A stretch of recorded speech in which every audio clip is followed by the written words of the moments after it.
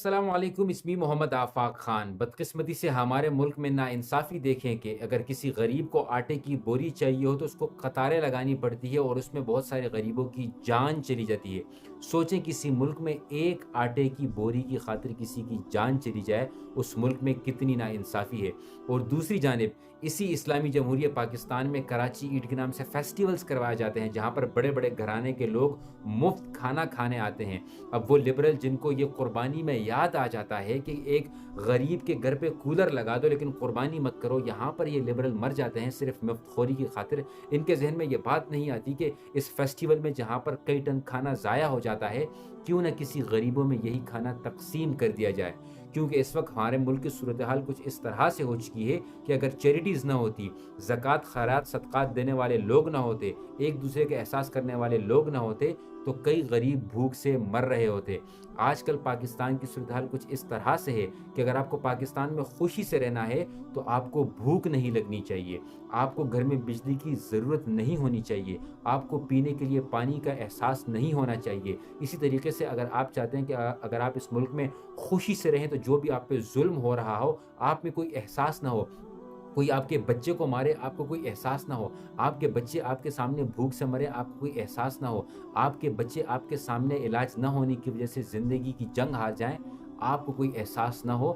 تب ہی آپ ہمارے ملک پاکستان میں رہ سکتے ہیں۔ یہ بات میں کیوں کر رہا ہوں؟ یہ بات میں اس لیے کر رہا ہوں کیونکہ ہماری نوجوان نسل یا تو ٹک ٹاک پر ٹھمکے لگانے میں مصروف ہے یا کسی میم کے پیچھے بھاگنے میں مصروف ہے۔ ہمارے ملک میں اگر آپ یہ سوچیں کہ ہمارے نوجوانوں کا اس طرح سے دماغ بنا دیا گیا ہے، سوشل میڈیا کے الگوریتم اس طرح کر دی گئی ہے کہ ایک ٹرینڈ ختم ہونے کے بعد دوسرا، دوسرے کے بعد تیسرا، ٹرینڈ ختم ہونے کا سلسلہ ہی جو ہے یہ تھم نہیں رہا۔ ہر ایک ٹرینڈ کے بعد دوسرا ٹرینڈ آ جاتا ہے تاکہ ہماری نوجوان نسل اسی چیزوں میں مصروف رہے اور ان کی جو مرضی کرتے رہیں، غریبوں کو جس طرح سے مارنا چاہیں یہ لوگ مارتے رہیں۔ میں اس وقت افغانستان میں موجود ہوں دوستوں، اور بڑی خوشی ہے اس ملک کی ترقی کے ساتھ، لیکن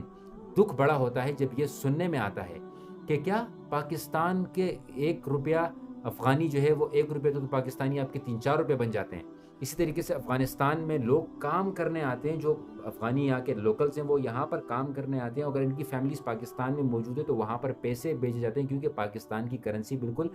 بیٹھ چکی ہے۔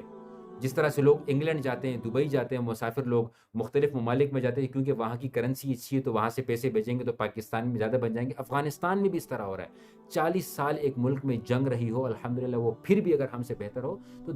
there is something wrong with us۔ اور ہم میں کیا مسئلہ ہے؟ ہم میں مسئلہ یہ ہے کہ ہمارے ملک میں بے حیائی، فحاشی اور یعنی پھیل چکی ہے اور کسی کو کوئی فرق نہیں پڑتا۔ سیاست ہو اس کے نام پر بھی ایک دوسرے کو ننگا کیا جاتا ہے، لوگوں کی لیک ویڈیوز نکال نکال کے سوشل میڈیا پر شیئر کی جاتی ہیں، کسی ایک خاتون کے پیچھے پڑ جائیں تو اس کا پورا چٹا راز کھول کے رکھ دیے جاتے ہیں۔ یہ ہمارے اوپر اللہ تعالیٰ کے عذاب ہے، ہمیں یہ چیزیں سمجھ نہیں آتی۔ ہمیں علماء کی باتوں سے جو ہے وہ بڑی ہنسی آتی ہے، but this is so true. کسی ملک میں اس طریقے سے کسی کی عزت نہیں اچھالی جاتی جس طریقے سے ہمارے ملک میں ہو رہا ہے۔ اسی طریقے سے کسی اسلامی ملک میں بے حیائی کو اتنا پروموٹ نہیں کیا جاتا جس طرح ہمارے ملک میں ہو رہا ہے۔ بجائے یہ کہ ہمارے پاس مدارس ہیں، علماء ہیں، طلباء ہیں، اس کے باوجود ہم دوسروں کو صرف کاپی کر رہے ہیں، لیکن ہم دوسرے کی بے حیائی کو کاپی کر رہے ہیں لیکن ان کی ترقی کو کاپی نہیں کر رہے۔ میری نوجوانوں سے یہ گزارش ہے کہ سیاست کو تھوڑا سا بخش دیں۔ مہنگائی ہو، کچھ بھی ہو، ہم لوگ سیاسی جنگ لڑ رہے ہوتے ہیں۔ تمہارے عمران خان نے یہ کیا تو تمہارے زرداری نے وہ کیا تو تمہارے نواز شریف نے کیا۔ We don't get to the point, ہم پوائنٹ پر نہیں جاتے ہیں کہ آخر اس چیز کا حل کیا ہے اور ہمیں کس کو کویسچن کرنا ہے۔ ایک بندہ اگر میرے لیے کرپٹ ہے تو وہ میرے دوست کے لیے ہیرو ہے، اسی لیے مسائل حل نہیں ہوتے ہیں کیونکہ ہم لوگ لیڈرز کے تلوے چاٹنے میں اتنے مصروف ہو چکے ہیں کہ ہم اپنے لیڈر کے گوبر کو جو ہے وہ شہد ثابت کرنے پر مجبور ہو چکے ہیں کہ کچھ بھی ہو جائے میری ذات پہ کوئی سوال نہ آئے کیونکہ میں نے فلاں پارٹی کو سپورٹ کیا تھا۔ یہی ایک وجہ ہے جس کی وجہ سے ہمارے ملک میں کوئی اچھے دن نہیں دکھائی دے رہے۔ لیکن جب ہماری نوجوان نسل اتنی ایجوکیٹڈ اور اویئر ہو جائے کہ ان کو پتہ ہو کہ ان کو کس بات پر ڈسکس کرنا ہے، کس بندے کو کویسچن کرنا ہے، چاہے وہ آپ کا لیڈر ہی کیوں نہ ہو، لیکن اگر آپ کویسچن کریں اور جو کویسچن کر رہے ہوں دوسرے لوگ اس کو سپورٹ کریں، اس بات کو مانیں کہ ہاں یار یہ بندہ حق کی بات کر رہا ہے، تب ہی کوئی حل نکل سکتا ہے۔